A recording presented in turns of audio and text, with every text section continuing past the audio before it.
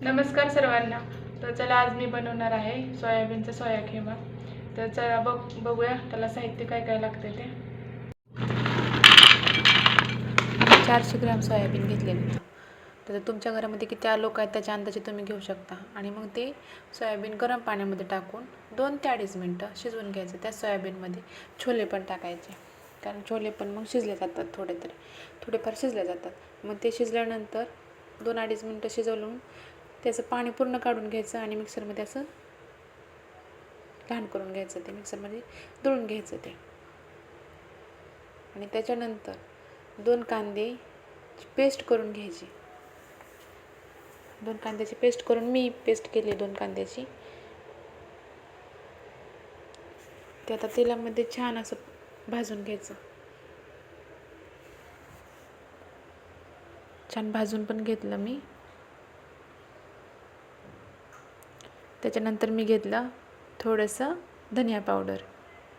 तेही मी मिक्स करून घेतलं, कारण ते एक जीव होतं मग. आणि थोडासा आपला घरातला लाल तिखट, थोडीशी जिरे आणि थोडीशी हळद. ते पूर्ण एकजीव करून घ्यायचं. जेव्हा तुम्ही असं एकजीव कराल ना, तेव्हा वासही एवढा त्याचा सुगंध येणार की नाही, खूप छान सुगंध येतो. आणि त्याच्यामध्ये मी ग्रीन पीस थोडे टाकले. ग्रीन पीस टाकल्यानंतर चवीला आणखी छान लागतं ते. आणि मी त्याच्यामध्ये थोडंसं मीठ टाकून घेतलं आपल्या चवीनुसार, आणि वरती थोडीशी आणखी कोथिंबीर टाकून घेतली.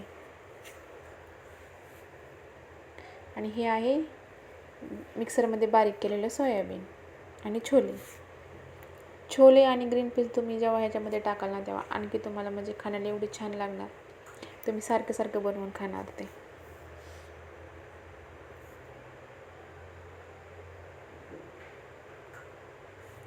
आणि हे झालं आपलं एकजीव करून छान असं तयार.